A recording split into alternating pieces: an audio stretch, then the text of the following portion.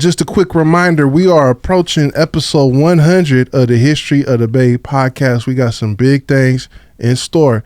So if you want to take advantage of some promotional opportunities for your music, your products, or your services, hit us up, info@historyofthebay.com, and let's get you some exposure.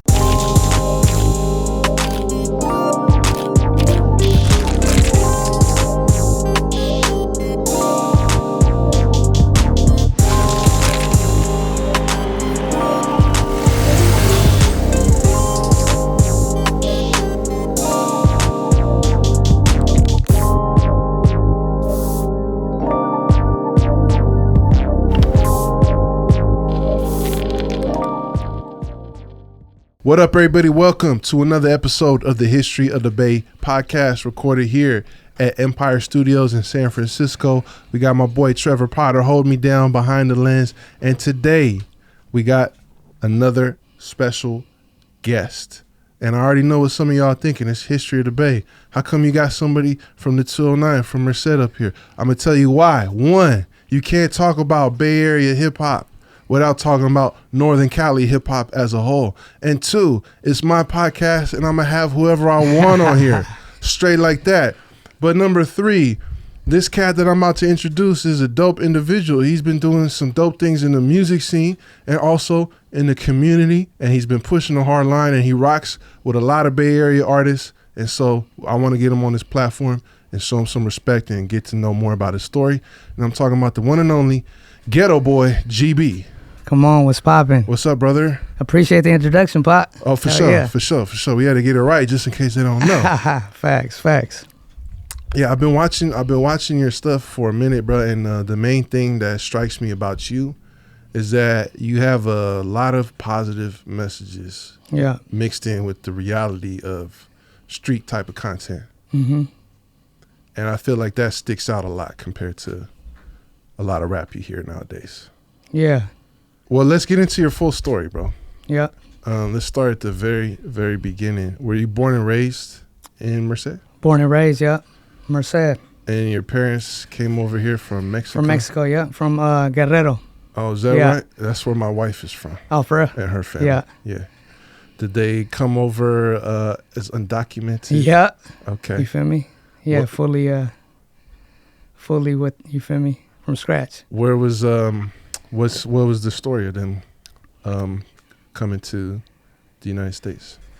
So, growing up, my parents, they didn't really talk to me too much about, the whole background narrative, how they got here. I really just got to ask them if I want to find something out. So what I've been finding out is that, my pop started coming here in the 80s. And he was in Merced with my uncles and a couple of his partners. And then he went back to Mexico to get my mom's and my siblings, because they was over there too. So when he went over there to grab them, bring them back, came back to Merced, came back to 12th Street. And the peoples he was staying with, like my uncles, they was no longer there. They had moved. So then they was kind of stuck, like, what are we doing here? We don't speak English. We ain't got no papers. So that's where the story started. And then that was 1990. And then a few years later, I was born. Mm. Yeah. So the Merced 209 area is like a lot of farm work, right? Or like there's a lot of agriculture. Agriculture. Yeah, for the most part, the Central Valley. And right off the 99. There's a large immigrant community up there as well. Facts. Yeah. Did you see your parents have to go through a lot of hardships because of their citizenship? Yeah, definitely. Well, at the very beginning, you feel me, I was too small to remember, you know what I mean? But I do know they come from a, farmer background. Slowly but surely started, progressing. They was never, like, stagnant, you know what I mean? Hard working like most Mexican families.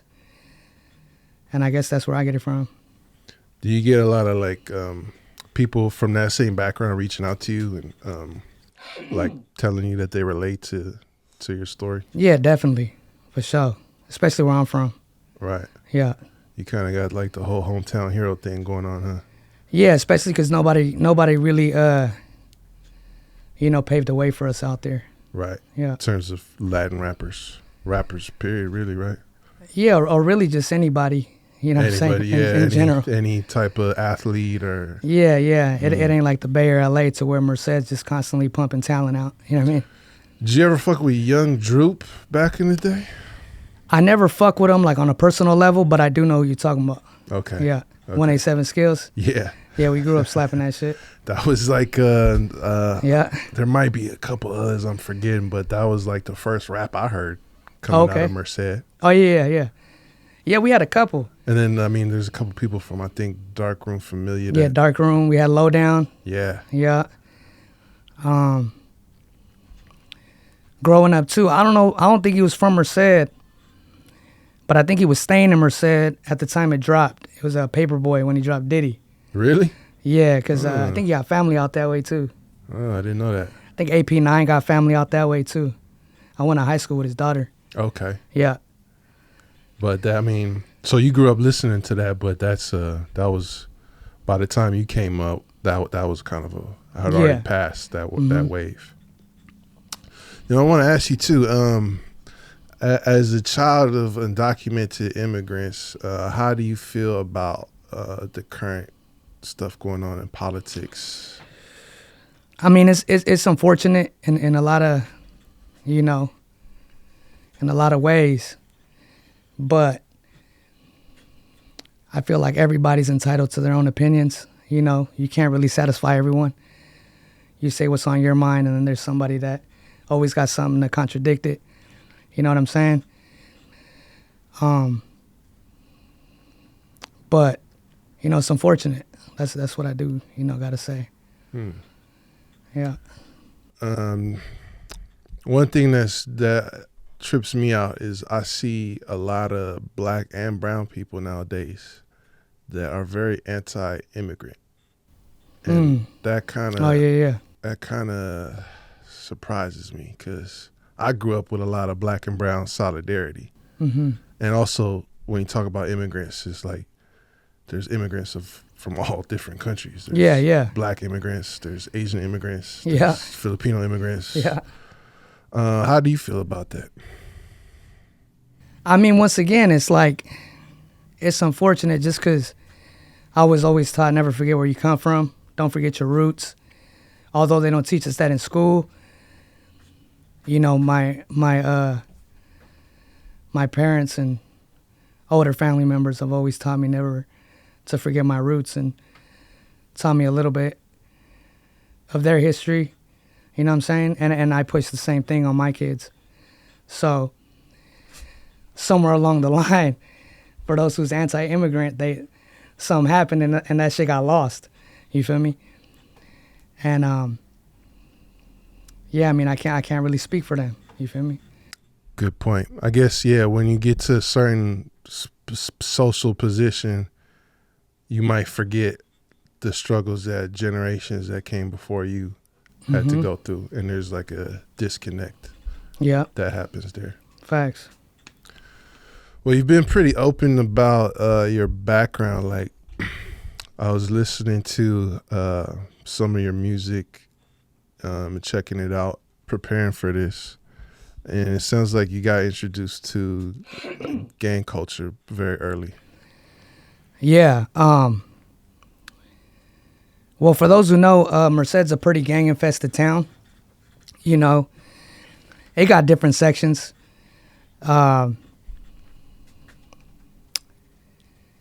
guess it ain't the same experience for everybody who's lived in Merced or who lives in Merced. Some people who they could live in Merced they ain't gonna experience the same thing as somebody else's.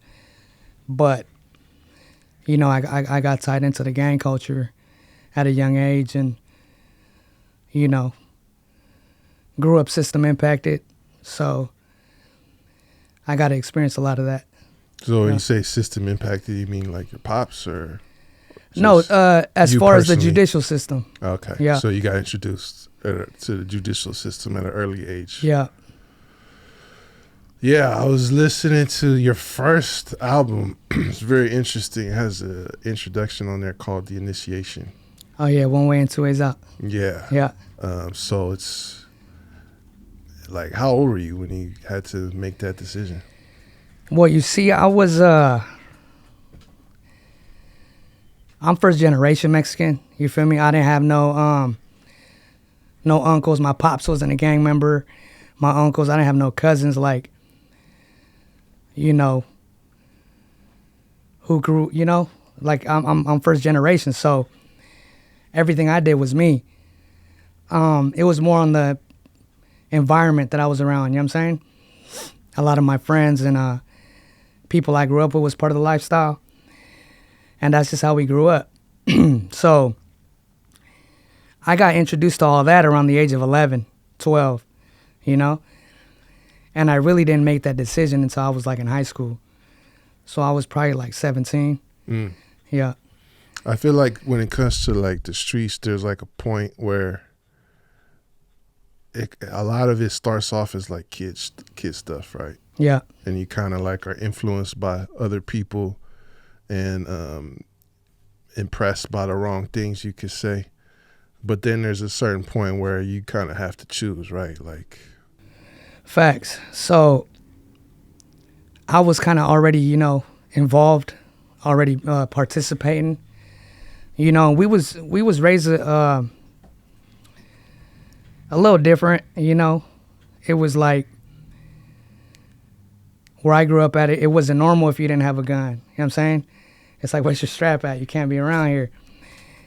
It was, you wasn't cool if you didn't have like a prison number.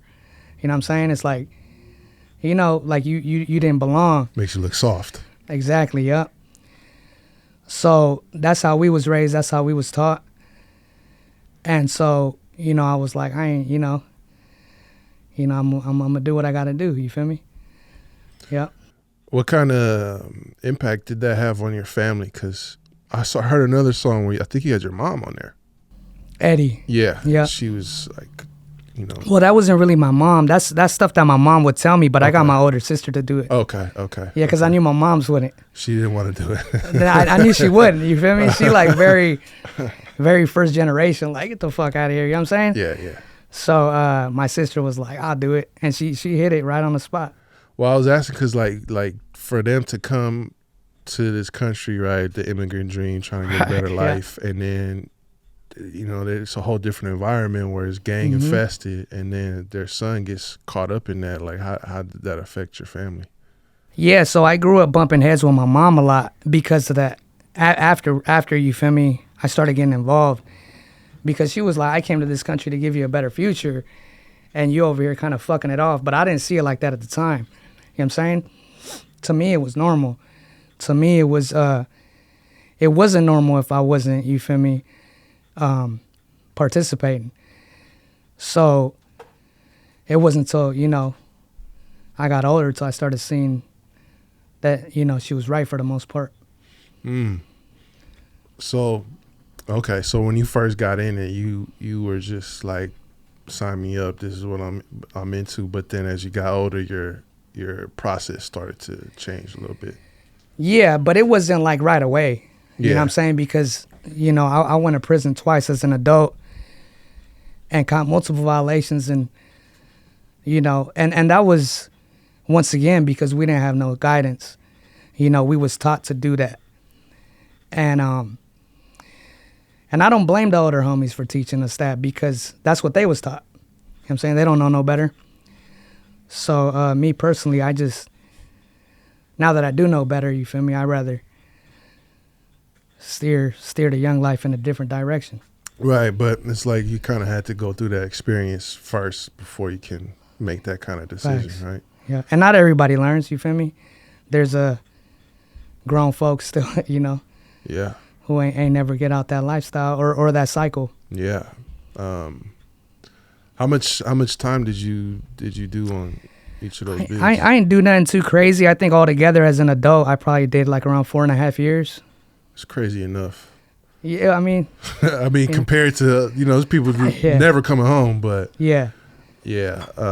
I feel like prison is like either gonna it's either gonna get you to slow down and reevaluate your life, or it's gonna make you more and more institutionalized. Right. Nah, and you know, for somebody who's done time, they do come out institutionalized without even knowing they're institutionalized. You know what I'm saying? Especially somebody who's like me. I've been like on probation or parole. The first time I got off, I was on it like 10 years. So you just it becomes second nature. Right. You know what I mean? So, and I was that person at some point, you feel me? I was in there fighting the case, and, you know, I was already, like, when I get out, I'm going to do the same shit. Like, there ain't nothing you could tell me. You know what I mean? And that's a cycle I was trapped in for a while. It's a big issue in the legal system when you have, like, supervised release. Or like, I forget the word. I mean, it's like supervised incarceration, kind of like where like technically you're free, but your freedom is restricted by probation or parole. Yeah. And that parole especially, it keeps a lot of people going in and out because you can get violated for like the craziest shit. Like, yeah, it's designed to keep you incarcerated for sure. Yeah. It's designed for that. Yeah, like some of my biggest issues was like, you know, you can't be around the people you grew up with your whole life. You know what I'm saying? You can't wear certain colors. So for the longest, you know, my wardrobe was just white, black, and gray. You know what I mean? And because that could get you violated. Yeah, because it could get you violated. Certain brands, certain ball caps, certain neighborhoods. You know, you can't be in this neighborhood. You can't be at that park, so on and so forth. You can't drink. You can't smoke. You know, you're just, you know, it ain't even life at that point. Right. Yeah. Yeah, because it's like, yeah, any little slip up. Right. You're going right back to jail. Going right back. And also, like, saw another one of your album is 186.2. Point 22, yeah. Point 22. Yeah. Gang, what they call it? Gang enhancements. Gang enhancements. Yeah. So that impacted you from the jump. That's extra time on top of yeah, it carries more time, additional time onto your primary charge. What made you name a whole album after that? So my intentions was like, if you listen to that album from A to Z, that's like the cycle of life for a gang member. You know what I mean? Go to jail, put in work, get caught up in some shit, go back. You know what I'm saying? And it's like so easy to catch a gang enhancement. You know, you could get in a simple fight, but if you're with two of your boys, that's a gang enhancement. You get in a simple fight once again, but you're wearing a SF hat, that's a gang enhancement.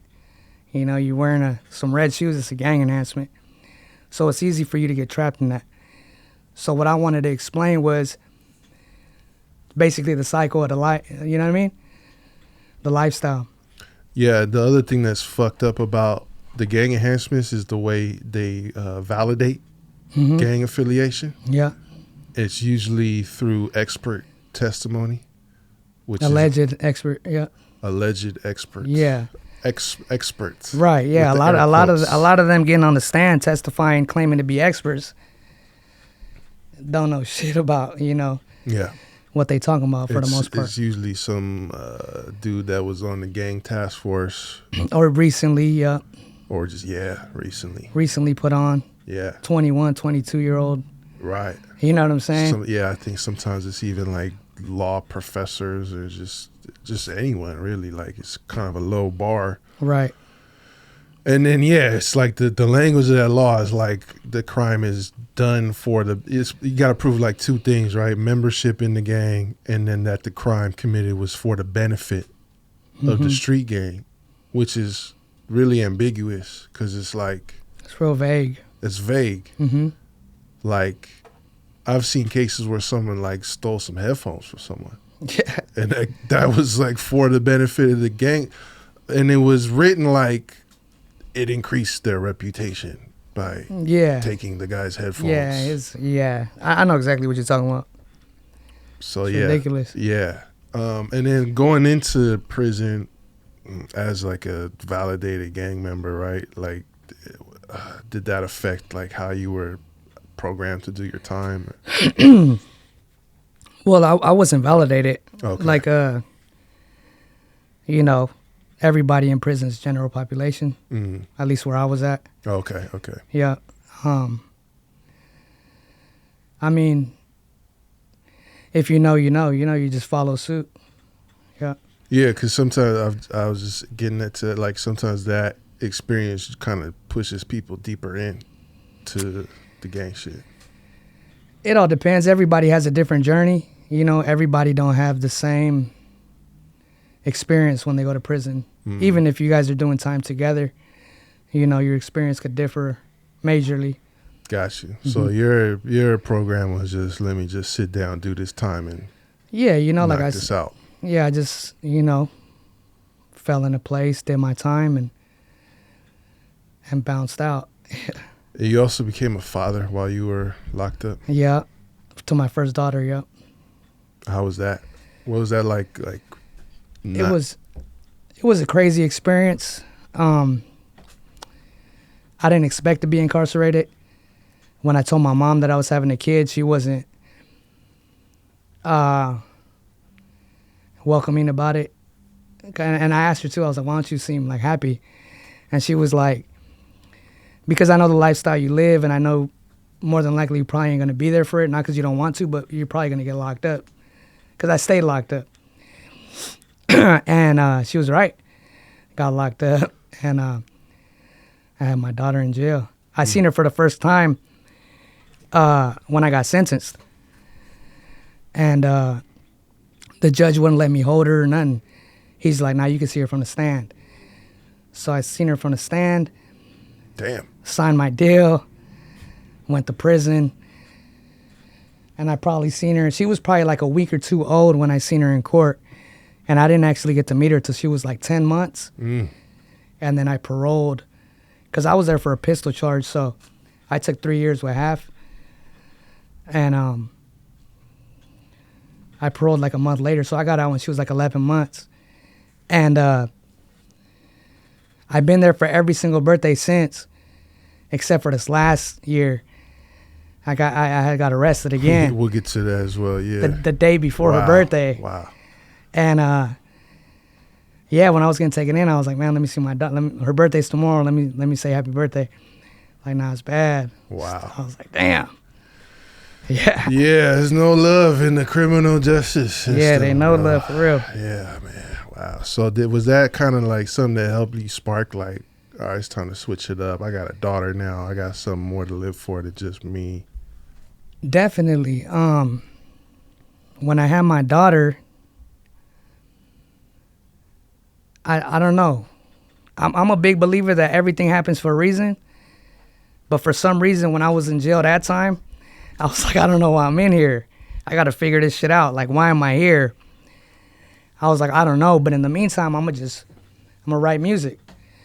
So and I wasn't even rapping at the time, you feel me? Like, taking it serious. I was just doing it for fun.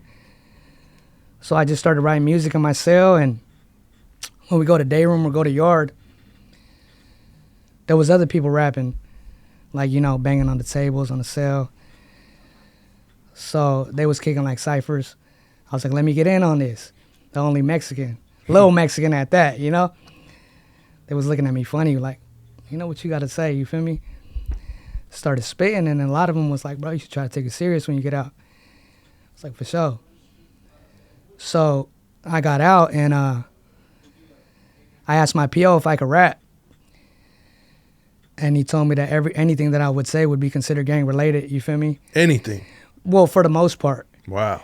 I was like, bro, you could scream my music before I release it and tell me, like, nah, you can't do it. You can't, you feel me? He's like, bro, I wouldn't even try it. So I was like, all right. So I was on probation for 3 years. But he's like, I'll let you out in one if you do this extra program called a GO program. It's like a reentry program. So I was like, fuck it, sign me up. So I was doing that for like a year. In the background, I was looking up on YouTube, like, how to properly distribute a song. That's where I learned about leasing rights, exclusive rights. Then I started Googling studios in the 209. Because once again, like I didn't have no blueprint. No blueprint. Nobody Right. showed me the way. Nobody, nothing. So that's how I got my start. Once I was off probation, I was recording the 186, one way in, two ways out, behind closed doors. So once I got that call, like, hey, you off probation, I just dropped it. But, Wow. yeah. And that shit took off pretty. Yeah. The response was pretty quick. Yeah. What was it? I feel like Thizzler kind of had played a big role in your. Yeah. So I had dropped this music video called Intro, and shout out my boy Admire. He filmed it. We didn't know what we was doing. You know what I'm saying? I didn't know what I was doing with the music. He didn't know what he was doing with the camera. And to make a long story short, I just told a lot of the homies, hey, pull up to the hood park. We're going to film this video. We pulled up, I don't know, it was probably 20, 30 deep or something. And, we dropped it. It did to us, it was a lot. You feel me?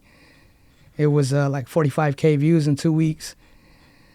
And then shortly after that, Thizzler reached out. Yeah. Nice, man. Probably around the same time. Yeah. Do you think it also helped that you were like coming out of a town that wasn't getting represented at the time, so it was kind of like something new? Nah, I don't think so. No. I think that kind of played It worked against you. It worked against me for sure. Okay. Still kind of does in a way, but I learned to use it to my advantage in a way. Right. Yeah, that's why I was asking, because there is kind of an advantage when you're like the only. Yeah, because when someone's like, I'm from Merced, and then they like, where's that at? I let them know, and they're like, oh, we never heard of it. I'm like, well, now you have. Yeah, that gives you something different immediately that you're coming out with. Yeah, so hopefully, I continue to put it out there more. Yeah, hell yeah. So the music started going well immediately. Was there any negative feedback either from other people in the town or the cops or Yeah, it was negative feedback from everybody. From everybody. From everybody, yeah. I mean, you got your supporters, but you also gonna get your haters. When you're doing something and you're successful at it, you're gonna get a lot of haters. Right. You're gonna fall out with a lot of people, so on and so forth. But even your own people. Yeah. Hell yeah. So, but for the most part though, like from my homies and shit like that, yeah, they was all for it. Mm-hmm. Yeah. Mm-hmm. Yeah, because when I listen to your music too, like, I'm gonna just keep it real. One reason I was down to have you on here and why I like what you're doing is, from what I hear at least, is not too much like drill type shit. It's murder music? I mean, murder music is okay. We all grew up on that. Mm-hmm. That's reality. But I mean, in terms of like dissing specific people, specific neighborhoods, specific, like, I'm not really into that shit, because I feel like at the end of the day, you could talk about that stuff, but it's still got to slap. You got to be able to enjoy it. Right. And me, I don't really enjoy that type of shit, because me neither. I done seen it. Yeah. So I listen to music to get away from that type of shit, or to hear it in a real way that I can relate to. You know what I mean? Right. And I feel like there's a lot of gang-related rappers that kind of lean into that shit. Mm-hmm. But I feel like you're more about just expressing your story. Well, you see, like, when I was young, started getting incarcerated, I learned a lot, A lot of people that I was locked up with was, I was like 18 in the county. A lot of my older homies had already done 5, 10, 15 years in the pen. So I was looking up to them. You know what I'm saying? I wasn't looking up to people my age. So I feel like that helped a lot. So when I was younger, we all grew up using like the N-word, right? Mm-hmm. When I was saying in the county, they was just like, bro, you're not black. You get that out of your vocabulary. So, I took heed to that, started, I would use the word bitch a lot. Then they was like, nobody in here is a bitch, bro. There ain't no bitches around here. You know what I'm saying? Get that word out of your vocab. So now when I call you a bitch, you know I mean it. You know what I'm saying? But Right. But I grew up around that shit. Right. I grew up around when you go into court, you're banging on somebody in court. That's like, bro, that's a bitch move. You can't do shit anyway. You know, you're doing it in front of the police. Yeah, exactly. Mm-hmm. Like that's called a window warrior, or also not like a keyboard warrior. Mm-hmm. So I was taught that.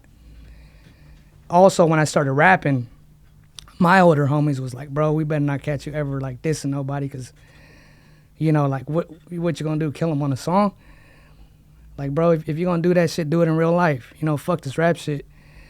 So that's when I was like, okay, that's how I was raised. That's how I was molded, which is why I don't do that. I respect it, bro. Yeah. I actually appreciate it because it's mature. It's a mature way to do it. But yeah, it's also just like, bro, real gangsters move in silence, Facts. man. And if you do it, don't rap about it. Don't rap about it. Yeah, like it's not gangster to incriminate yourself. Right. It's not gangster. And I done said the slightest shit in a song. Like, to this day, the slightest shit. And, you know, I've been fighting cases since I was a kid. Fought my last case, like last year. And they'll bring it up in court. Right.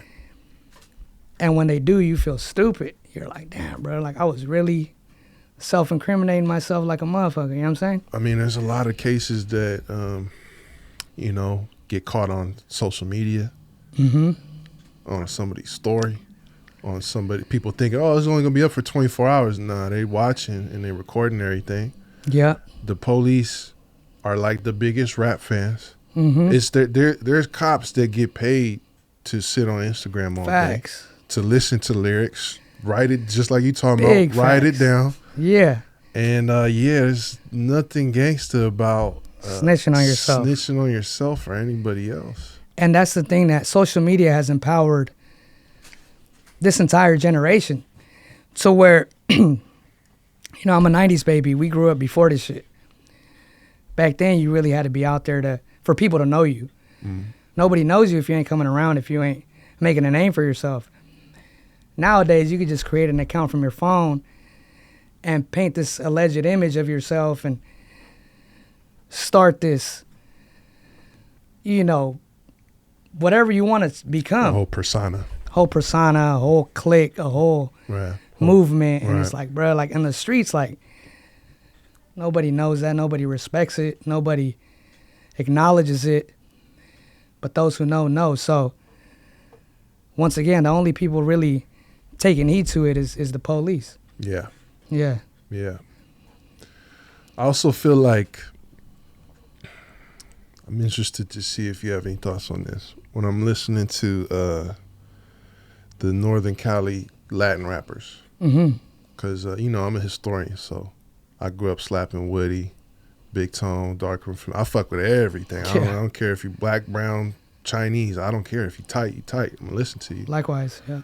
But I noticed there's a big wave of Northern Cali artists, but a lot of their music is only targeted towards like Northern Cali gang shit. Right. And I feel like that puts you in a box.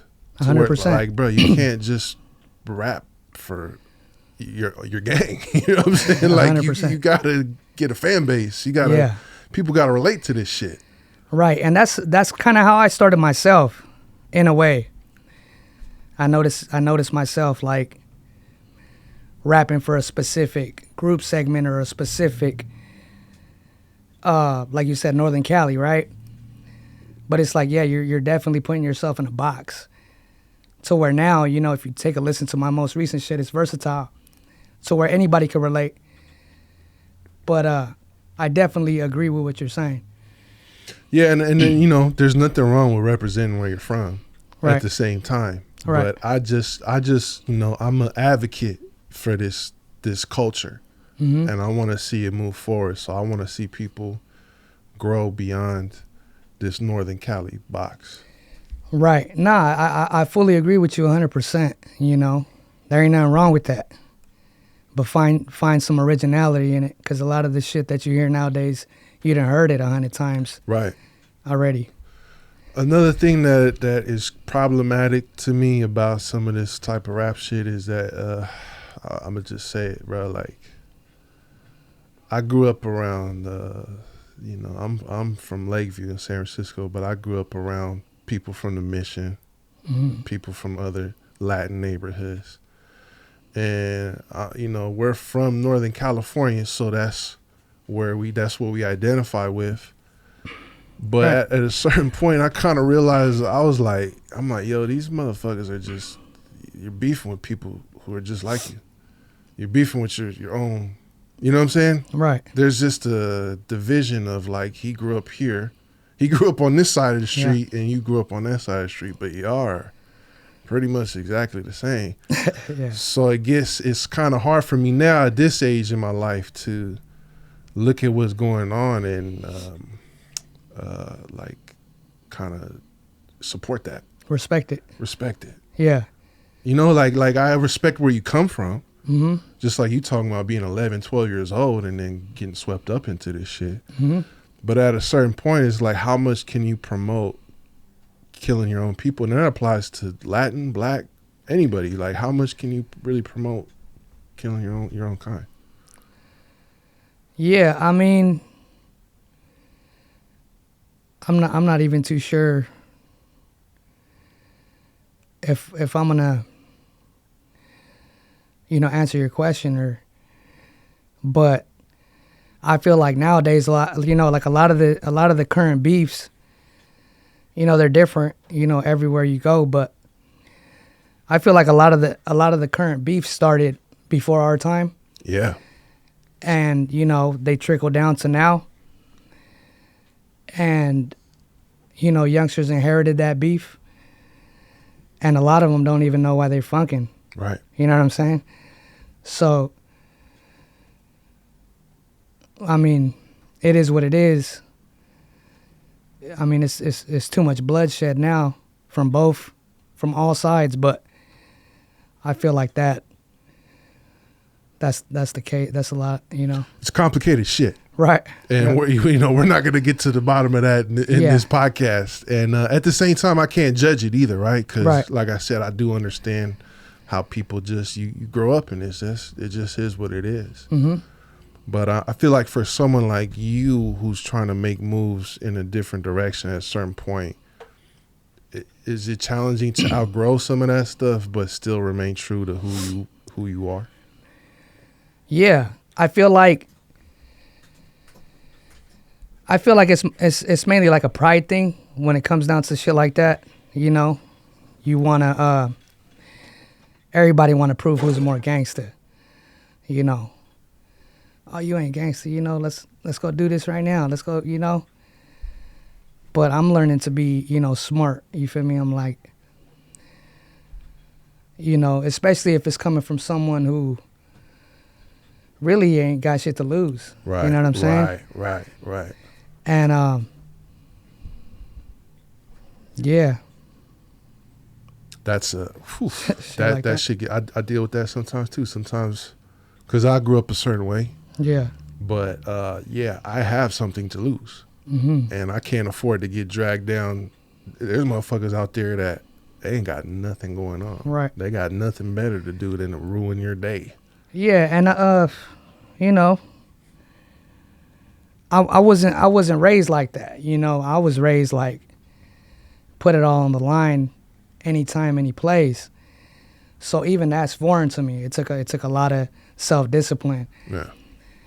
And I'm glad I got support from a lot of my close loved ones to where, there have been times, to where I done felt like crashing out myself. Sure.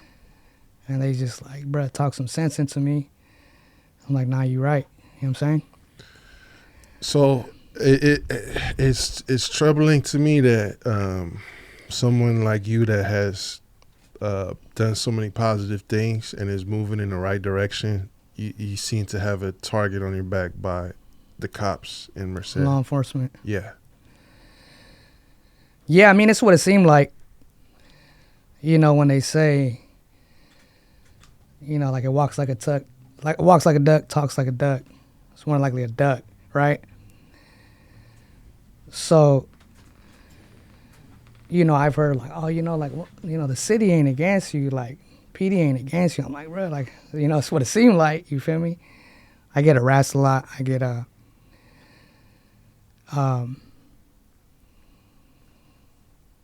my image tarnished a lot. You feel me? Defamed. Okay, wait. Also, didn't you also get like recognized?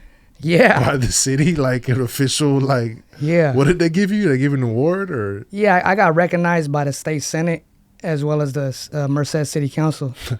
So yeah, yeah, bro, you're recognized, and this was for your community event, philanthropy work for using my music as a means to give back to my community. So donating your time and your talent towards community efforts. You do a give back event every year. I do multiple givebacks in different ways, even shit that we don't document, but there's one we do. It's called a Give Back at the Park. We do it every summer. And basically, we throw on a show, a musical event. We bring artists. Last year we had Burner. Year before that we had La Russell. This year, we're just planning it out right now. It's going to take place mid-May.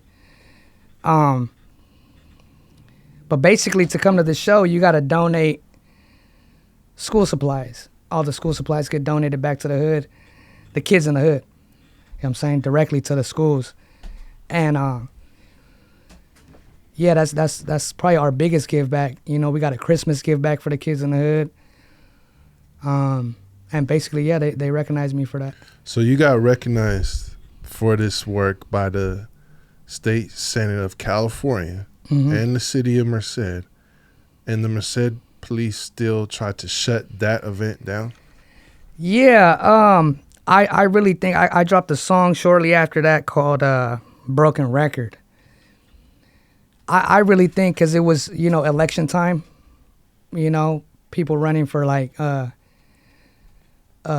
is it, like Attorney General? Yeah, District Attorney for the, the mayor, the city council, all that takes place during the same time. And I think it was a good look for them. To say they're tough on crime and tough on gangs. And I think I was just the perfect target for them. They're like, we're going to arrest him and publicize him. Because if you read the articles, it says GB plus like 40-something arrested instead of just the sweep in general. So you were singled out. So just for people to follow along, so you were targeted in a big law enforcement gang sweep. Yeah, so we have multiple givebacks and shit like that, right? We do a lot of giving back. Not that we want to be recognized for it, right? We do it because we want to do it. But they could have put me on the news several times for that. But the moment I ain't even do shit. They fucking blew that shit the fuck up. They put a lot of campaign work behind that. And what was the actual charge you got hit with? So, I got a clothing brand, Getto Boy merchandise. Just, premium streetwear. And, I like connecting with the fans and shit. So, I be, pushing it on the streets.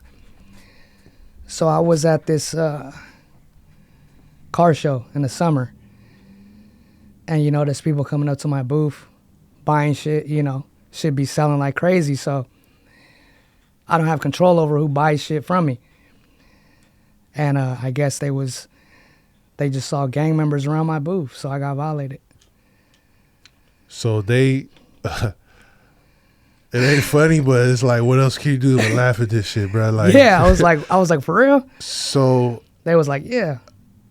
You sold clothing to an alleged gang member, and as a result, you got caught up in this big sweep? Yeah, as a result, they publicized me to be doing shit for the benefit of the... So that 186.22 once again, right like back I around. said, like, bro, like... Oof.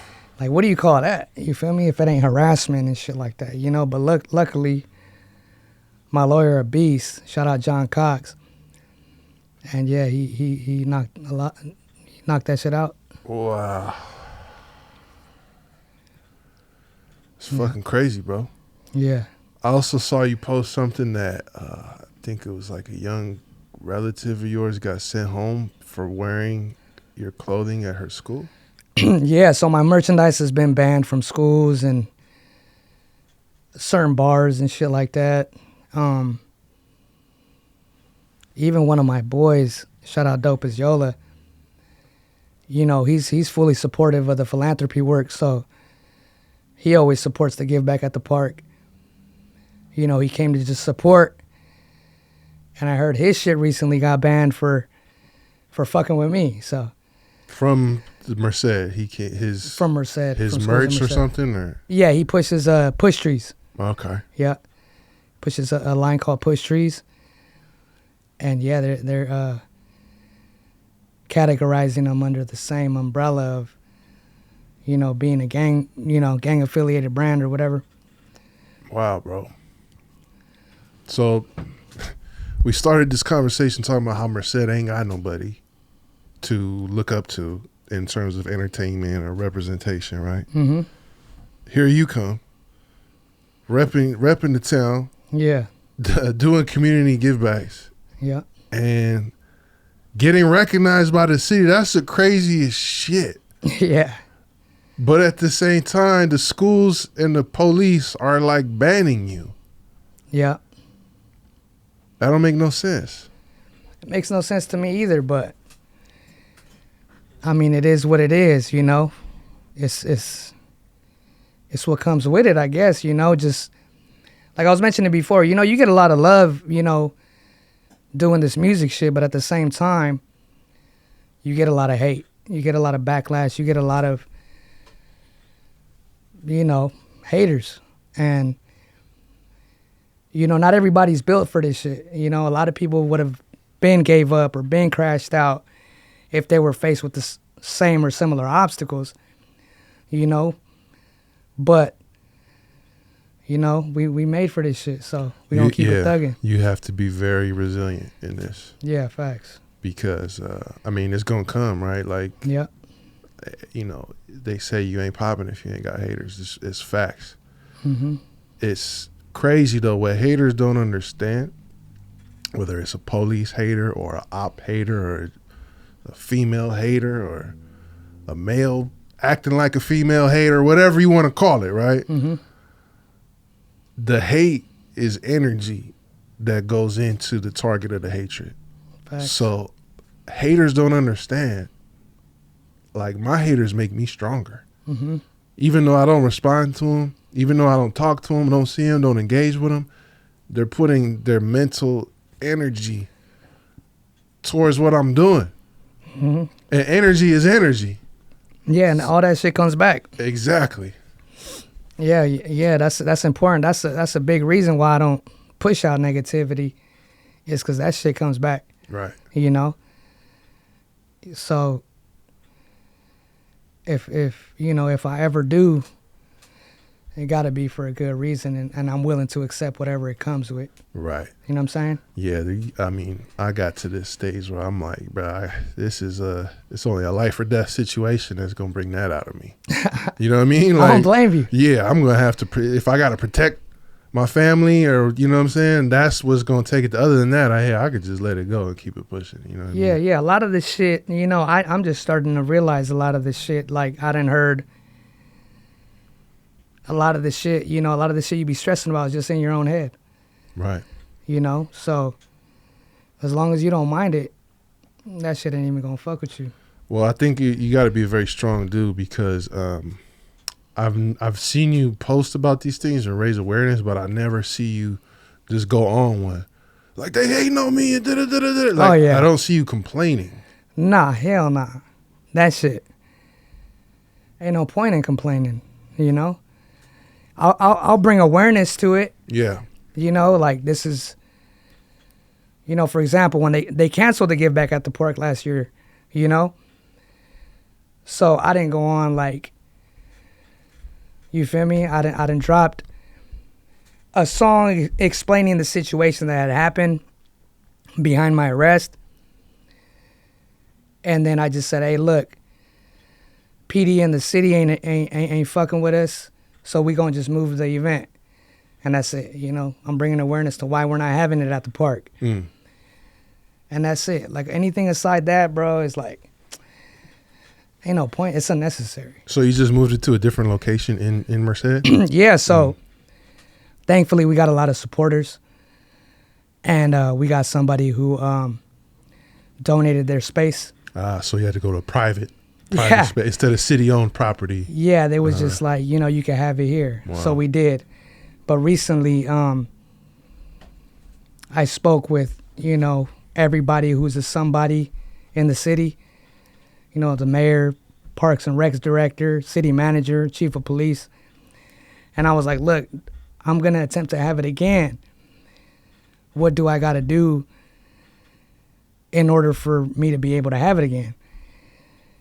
And they was cool about it. They was like, I don't know. They was just like, fuck it, we're going to give you a shot. You know what I'm saying? Well, I mean, what could they say at that point? You're like, yo, I'm here. I'm trying to give some supplies to the kids. Yeah, exactly. How do I do this? Yeah. What they going to say? Like, I don't know. Yeah, because last year I hit them with the same shit. I was like, hey, like, you know, why ain't you guys fucking with me? Give me a real reason.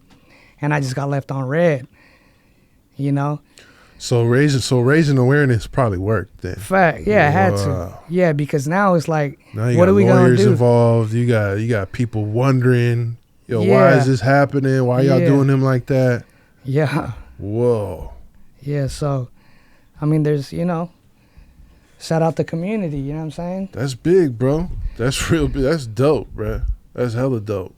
And you're not giving up on your city. Nah, hell nah. I ain't giving up on nothing. You know what? You know, I'm never the type to settle or remain stagnant if it's something I feel is something that got to be done. Wow. Yeah. I mean, I know a lot of people who are big on community work, and they'll like straight up like refuse to sit down with police officers or you know, and I understand why. Yeah. But I think a lot of people in your shoes would have just given up and said, fuck it then. Yeah, if they would have told me like, nah, you can't have it, then I would have been like, all right, cool. Let me find somewhere else to have it. Yeah, but I mean like fuck it, I'm moving. You know what I mean? Like I'm moving to the Bay. I'm moving to LA. I'm moving to SAC. I'm out of here. Yeah. But you're sticking to your community. Yeah, and like once again, you know, I won't forget where I came from. And it ain't even for me, you know, it's for the community. You know, I don't get shit out of it. You know what I'm saying? It's for the kids. You know, I really got love for the hood. Well, they probably need you, bro. Because how is it when you talk about like earlier, like this, you talked about the streets and being gang infested. Is it better or worse? About the same? I mean, it's different eras. You know, I didn't see good times and bad times in Merced, and I can't say that it's you know, better, you know, because crime rate's still crime rate, you know. Crime is crime, yeah. But only thing I could say is just, you know, I'm about the mix, so you know, as long as me and my family are good, you know, it is what it is.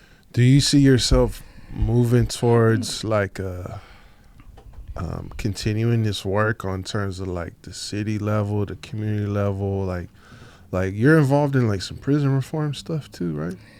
No, I'm not involved, but recently got involved in doing like, well, since my philanthropy work, I've gotten invites to do like a lot more like nonprofit, prison reform shit, right? Yeah. Especially in Sacramento. Yeah, the capital, right? Yeah. So I've done a lot of that, you know, and it's all foreign to me, you know, like a motherfucker come from, you know, being incarcerated, being on parole, probation, you know, being on the block and all this shit foreign, you know what I'm saying? So when I started doing work like that, you know, it opened up my eyes to a lot of shit. I was like, damn, I didn't know that's how pushing policy worked. You know what I'm saying? Closing down the CYAs and shit like that. Well, that's how they kind of these things continue because they keep us in the dark. Yeah. They don't, we're not taught the actual rights and the power that we actually have. Mm-hmm. I also feel like I feel like I could see you going more and more into that lane, like not to be like super politician out, right? But just doing more of that work. And I also feel like, going back to our earlier conversation about breaking out in rap, Mm-hmm. I feel like that type of shit it will be good for your music too, because your music is about that type of stuff, and it just makes you stand out a lot more. Yeah, so I mean, I'm not the type to like, say never, or, I don't really know. Up until this point, everything kind of been trial and error. I'm just kind of going with the flow. I'm going where life take me. So if that's, something I end up getting a little more involved in, then, I'm all with it. Hey man, when they make you the mayor of Merced, don't forget about me, bro. Okay? Nah, hell nah. I've been thinking about that sometimes, bro. Like, how ill I done would did that hella be? shit that I never thought I would do. So I'm like, bro, like, what if I run for something, bro? You know what I'm saying? Yeah. What if he became the mayor? Because bruh? you don't really need, like, for example, to be a city council member, you don't need, like, You don't need a degree. yeah, like, you just sign up. If you get enough votes, you on there. You feel me? Yeah. So I'll be thinking about that sometimes. Shit, who knows? Yeah. I'd be so damn busy. It gets tricky too. It's like you get the whole thing of like, there's a thing of like changing the system from inside the system. Hmm. But yeah, you never know, man. One thing I will say is we definitely need a lot more of our people in position. Yeah. You know what I'm saying? That's with anything. I think it's more, it's about utilizing the tools, bro. Like if we don't take advantage of the funds that's out there, if we don't have any impact on the policy, if we're not raising awareness, Yeah. then these things are in position to be used against us. Facts. And that's something that a lot of people don't know that I learned is that a lot of people complain about shit, right? But they don't do shit about it. And it don't take much, but, there's power in the people. So if you got enough votes, if you got enough people pushing a line, those changes could be made. I mean, even on an individual level, bro, like I'm pretty sure there's some kid who got hooked up with a backpack at one of your events that's going to grow up and remember that.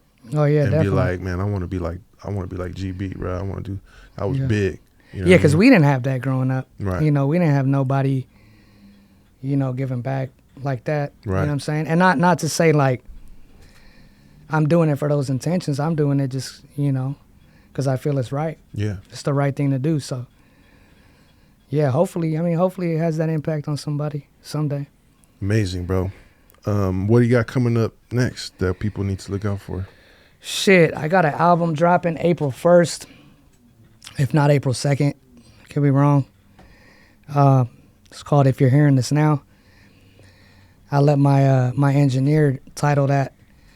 Basically, he just heard like, bro, you done came a long way. I remember from when you first dropped your first album to now, it's like those who stuck with you for the ride, like if they're hearing this now, they definitely gonna see the progress and the growth. So we, I got that. Constantly looking to upgrade the brand. We put a lot of thought process into the quality, and we constantly just keep getting better and better and better and better every drop. So working on that and just getting to the bag, really. Hell yeah. Like I said, I'm going where life take me. Hell yeah. Yeah. I mean, that's another reason I wanted to tap in, because I noticed like I fuck with the hustlers. I fuck with the artists that actually push, and I've been seeing you push. I'm like, oh, okay, you doing content videos, you engaging with your fan base, pushing the clothing. You got more going on than just, hey, check out my music. Like you actually, you working, bro. So I see. Yeah, like I ain't never been too cocky or too, impossible to reach for the most part. I try to be as much as, in tune with the fans as possible.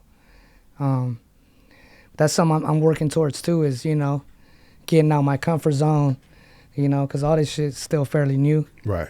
So, trying to, you feel me, try different shit out, you know? You never know. I might just, you know, start a podcast someday or something, you know what I'm saying? Yeah, you should. Start streaming or something, you know? Yeah, there's so many opportunities So many right now. shit you could do, yeah. Right now, for a musician is like, a rapper is like, to use the rap as a platform to go into other things. And once those other things monetize, then you just got multiple income streams. Right. And your clothing brand is going to push the music, and your music is going to push the clothing brand. Yeah. And you develop this whole ecosystem as an artist. And I feel like in 2025, that's the way to get it. Yeah, for sure. Rapping is definitely the center point, but it definitely it opens doors. And, you know, sometimes you got to take advantage of those doors being open. You know, especially somebody like me. I don't like not doing nothing. Like, I don't like remaining stagnant. I'm like, right. Let me try it out. You feel me? Yeah, keep pushing. Keep pushing, because it ain't over, man. Hell yeah. Well, thank you, bro. I really enjoyed this conversation. Yeah, likewise. I think the audience is going to get a lot out of it.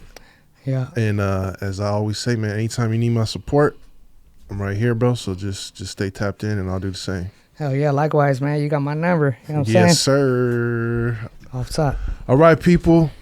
From Merced to the Bay, it's all Northern Cali. It's all Bay Area love. History of the Bay with GB, Dregs 1. Till next time, y'all. Peace and love.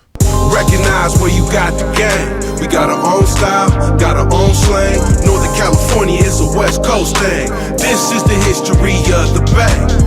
Recognize where you got the game. We got our own style, got our own slang. Northern California is a West Coast thing. This is the history of the Bay.